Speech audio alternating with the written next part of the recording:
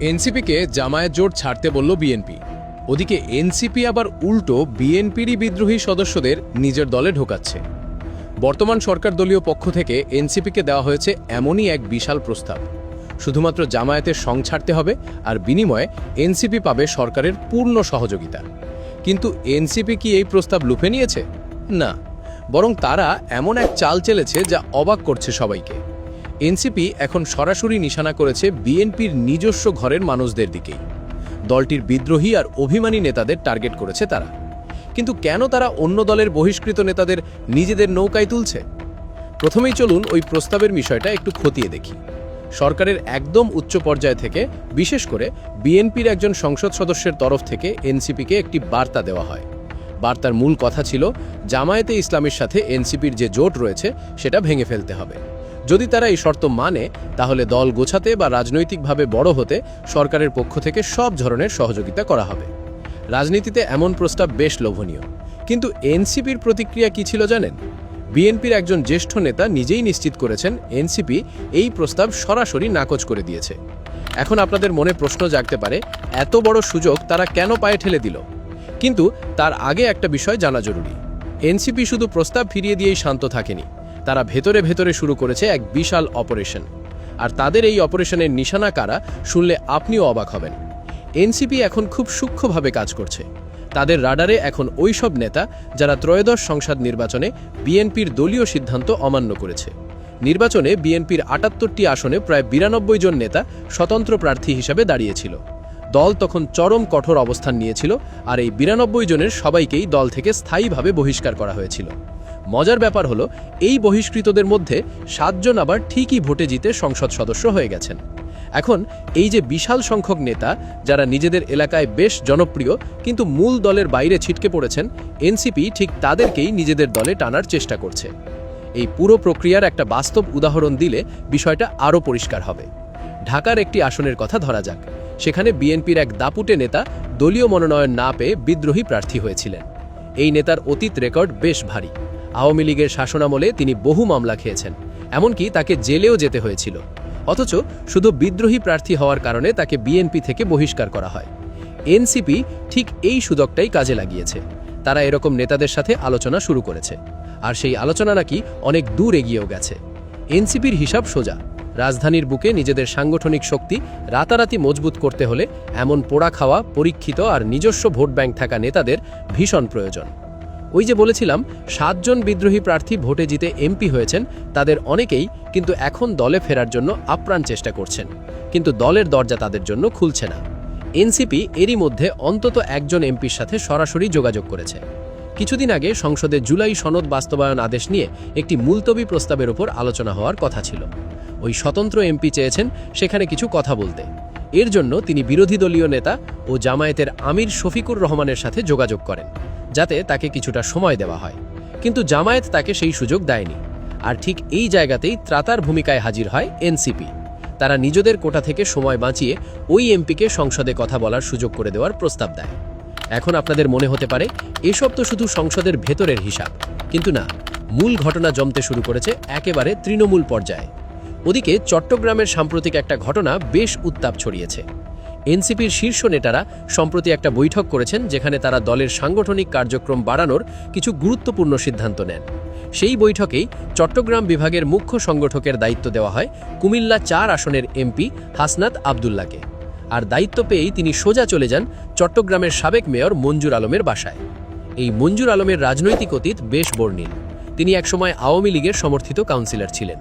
পরে ২০১০ সালে যখন আওয়ামী লীগ তাকে মেয়র পদে সমর্থন দেয়নি, তখন তিনি তার রাজনৈতিক গুরু মহিউদ্দিন চৌধুরীর বিরুদ্ধেই নির্বাচনে দাঁড়িয়ে যান।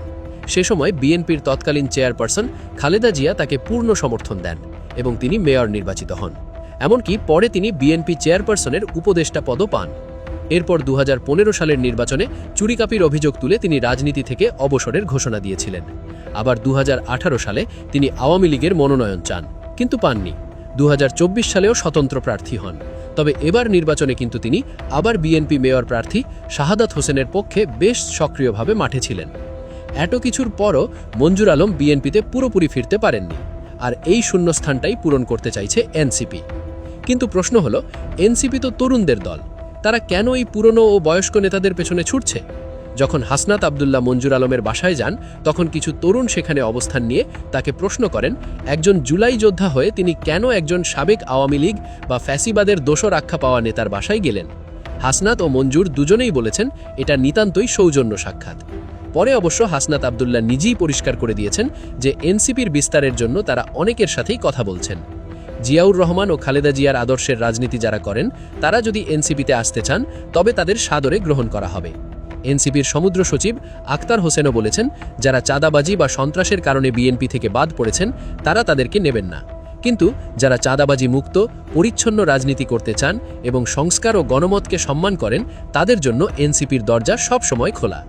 তরুণদের দল হলেও তারা এই পুরনো নেতাদের দলে টানছে, এর সবচেয়ে বড় কারণ হলো আগামী স্থানীয় সরকার নির্বাচন, উপজেলা পরিষদ, পৌরসভা এবং ইউনিয়ন পরিষদ নির্বাচন। এনসিপির জ্যেষ্ঠ নেতারা একটা বাস্তবতা খুব ভালোভাবে বুঝতে পেরেছেন।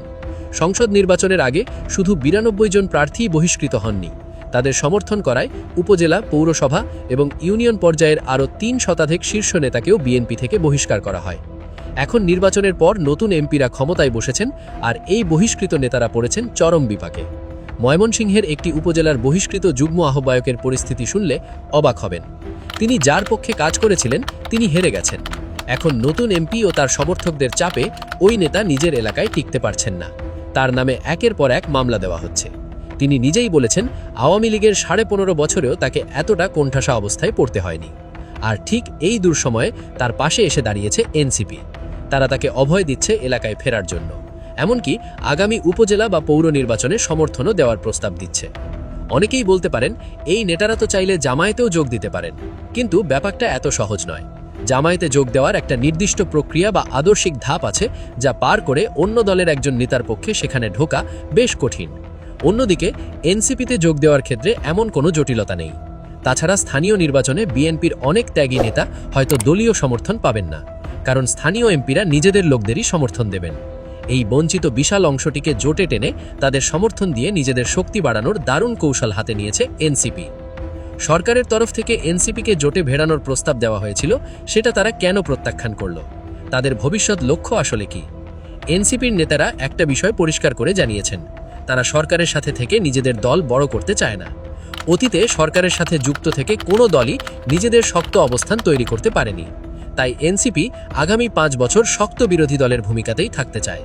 তারা চায় জুলাই অভ্যুত্থানের যে লক্ষ্যগুলো ছিল এবং সংস্কারের যে দাবিগুলো রয়েছে সেগুলো পূরণে সরকারের তীব্র সমালোচনা করতে। বিরোধী রাজনীতি করেই মূলত জনগণের কাছাকাছি পৌঁছতে চাইছে। আর জামায়াতের সাথে তাদের জোটের ব্যাপারটাও পরিষ্কার। তারা জামায়াতের সাথে নির্বাচনী জোট রাখবে ঠিকই, কিন্তু সেটা কখনো আদর্শিক পর্যায়ে যাবে না। এর একটা বড় প্রমাণ সম্প্রতি সংসদে দেখা গেছে।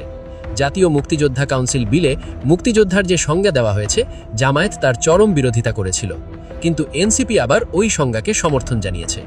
অর্থাৎ ভোটের মাঠে তারা একসাথে থাকলেও আদর্শিক ও জাতীয় ইস্যুতে এনসিপি নিজেদের সম্পূর্ণ স্বাধীন একটা অবস্থান বজায় রাখছে। এখন এনসিপি কি সত্যি এই বিদ্রোহীদের নিয়ে একটা শক্তিশালী বিরোধী দল হিসাবে আত্মপ্রকাশ করতে পারবে, নাকি মূল দল হিসাবে বিএনপি তাদের তৃণমূলের নিয়ন্ত্রণ নিজেদের হাতেই রাখতে সক্ষম হবে? এই বিষয়টি নিয়ে আপনাদের কি মনে হয়? আপনার মূল্যবান মন্তব্য জানিয়ে দিন আমাদের কমেন্ট সেকশনে।